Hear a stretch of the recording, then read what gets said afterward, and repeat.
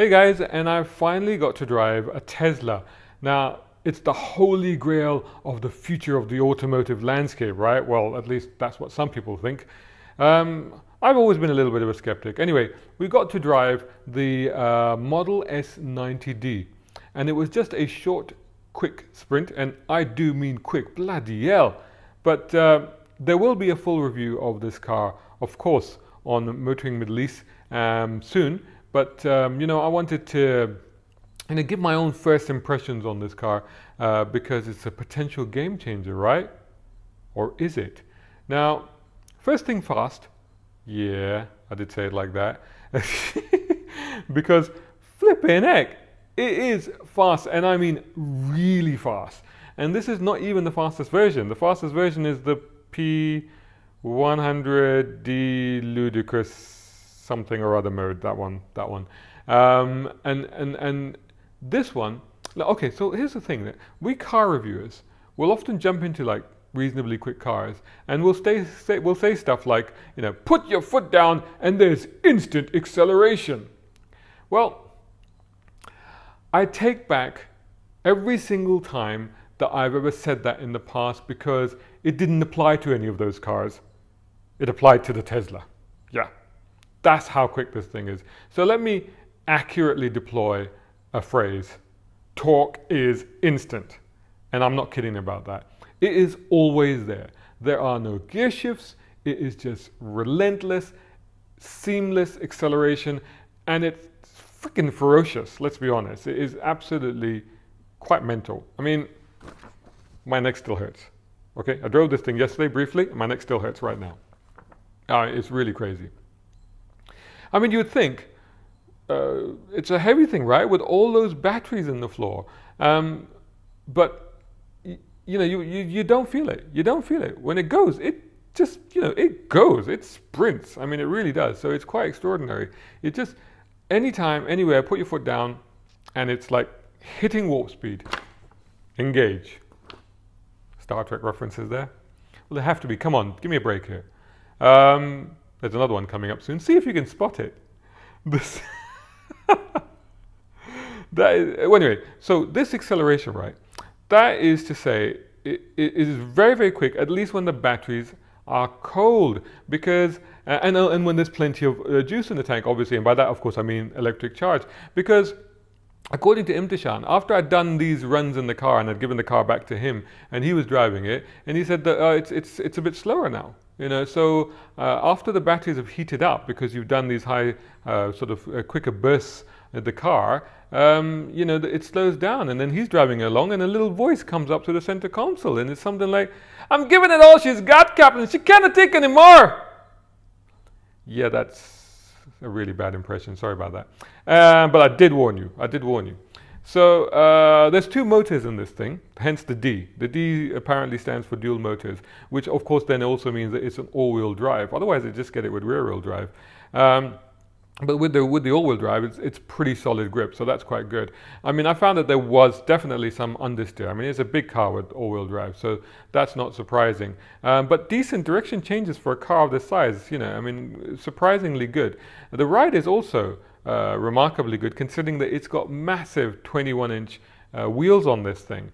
And there is a little bit of, going through some rough stuff, there is a little bit of lateral body movement on this car, which is a little bit odd for a luxury car, particularly over rough terrain. However, it's never too harsh. I mean, it is quite smooth, and the seats are pretty comfy, so that's quite good as well. The steering is well weighted and reasonably accurate, but I gotta say, it's a bit numb. Similarly, the brakes are lifeless. I mean, it could do with some feel and some extra bite, just to give you that reassurance that you are going to manage to stop this 2-ton plus machine. But I think that is the case with electric cars, because they have regenerative braking system. And by the way, you can switch that on and off. And if you switch it on, then it does take some getting used to. So jumping out of a normal car into this, you just have to learn to modulate that braking differently. Now, the other thing is that if you're an old schooler like me and you drive by ear, that is that you like to listen to an engine note to tell you how quick the car is going rather than relying on the readouts, then you'll find driving this Tesla, or in fact any Tesla, a bit disorientating and dare I say a bit unnerving, honestly, because all you get in this is wind noise. And you get some rolling road moan, you get some groaning from the tires, and the rest is just the whirring, the weeing, and the whooshing of the electric motors, and that's it. It's very futuristic, it's very sci-fi.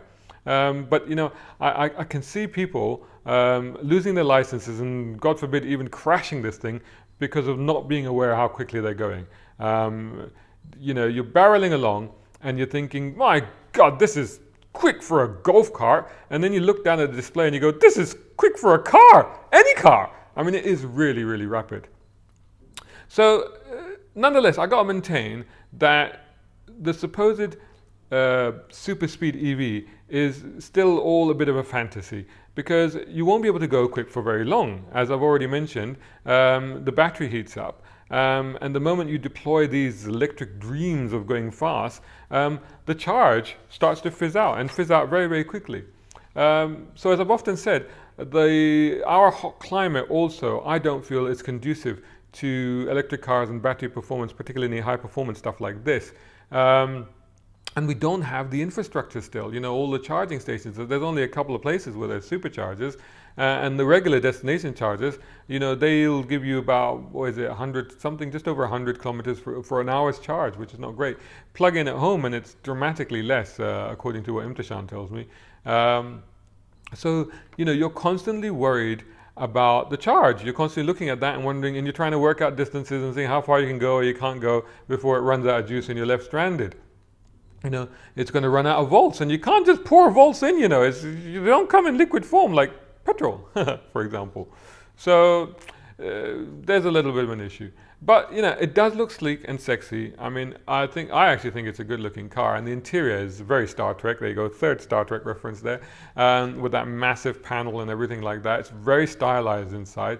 But I've got to say that looking at the car closely yesterday out in the harsh reality of our desert roads, it's still, from the outside and from the inside in terms of look and feel, it still felt very much like a concept car to me. It doesn't quite seem finished. You know, it seems like it's at the sign-off stage, but there needs to be a little bit more work done to it. The level of quality finesse and those thoughtful little touches that premium car manufacturers tend to saturate their offerings with are just not quite there yet. You know, I mean, you know, Tesla's a new car maker. These are early models, so you gotta cut them some slack, I suppose. But you know, it's not. It doesn't feel like a full heritage production car, if you see what I mean. So I got to say that, yes, I approach this as a skeptic. I'm still not smitten with the Tesla, but I am impressed. I've got granted that. I am impressed, and I can certainly see the appeal of a Tesla. And they've also got a head start in this whole, you know, luxury high-performance EV thing, right? Well over the established car makers. They're still, you know, scrambling around trying to catch up, but they will catch up. I'm pretty sure they will. But Tesla need to make hay while they can, because, you know, the others are coming.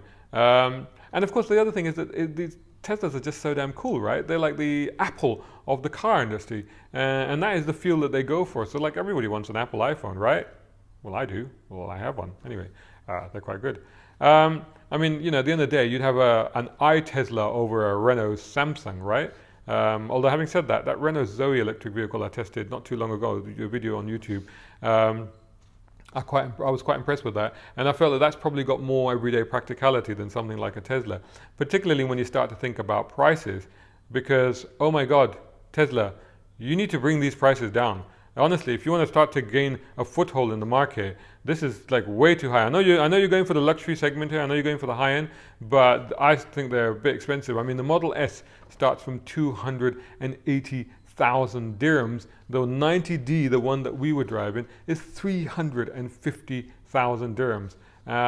You know, maybe the new Model 3, which is the one that's supposedly going to be the mass market one, maybe that will be a bit more accessible. We'll see. But personally, I think that in this market, I would compare these Teslas to, you know, those automatic little deep fryers that you can buy for the kitchen? You know what I mean? You think, oh, you see it in the shop and you go, oh, that's so cool. I want one of those because that way I like chips and I can have chips anytime at home because this thing will do it for me. You know, I mean, it's just, I leave it oil in it and I use it and it will just make chips and it will tell me when they're done and it's great. And then you'll get it home and you fill it with oil and you'll use it a couple of times and then you'll clean it once and you go, oh, that was a bit of a chore. And then you use it a couple of more times and then you won't bother cleaning it. And then it will just sit idle on your countertop for the rest of eternity, you know, and you'll go, shit, why did I buy that? Because that was not a good purchase. But it looks nice, and I've got one, and that's kind of what this is about. So I do think that with some buyers in this market, I think that's what's going to happen. Initially, they're going to be seduced by the whole idea of Tesla, or iTesla, as I'm now going to call it, and before long they'll be driving it around, they'll be showing it off to their mates, and then after a while they'll be like, okay, yeah, I've done that. It's a bit tedious charging this thing up. You know what? Where's the Nissan Patrol? Let's go out on that instead. I don't think that's what's going to happen. Anyway, that's enough of me rambling on about the Tesla. This is not really supposed to be the review. There is a full review of the Model S Tesla coming soon. There's a road test by my colleague Imtishan at Motoring Middle East, and it will be brought to you with the help of our very great friends at AC Delco, who have been kind enough to sponsor some of our reviews and allow us to step up the quality of production in our offerings. So check that out on our YouTube channel soon, and I'll see you there. Thanks so much for watching.